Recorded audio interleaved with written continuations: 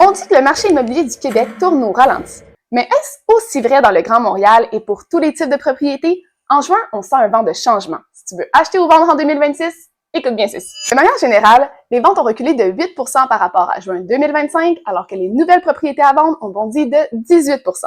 Résultat, les inscriptions en vigueur s'accumulent en raison d'un manque d'acheteurs. L'inventaire disponible aujourd'hui est 15% plus grand que l'an dernier et c'est d'ailleurs le 4e mois consécutif où le choix augmente pour les acheteurs. Du côté des maisons unifamiliales, la situation est très semblable. Les ventes ont diminué de 5% sur un an et de 12% depuis le mois dernier. Ici encore, l'inventaire augmente et le ratio vendeur-acheteur grimpe à 3,8. C'est encore le segment de marché le plus compétitif, mais les acheteurs gagnent tranquillement plus de pouvoir de négociation. Malgré tout, le prix médian reste solide à 649 000 $ en hausse de 4% sur un an. C'est une hausse beaucoup plus modeste que celle auquel on s'était habitué dans les dernières années, mais la vraie nouvelle, c'est que la compétition diminue. Les surenchères ont chuté de 29% depuis juin 2025, alors que les négociations à la baisse touchent autant de transactions.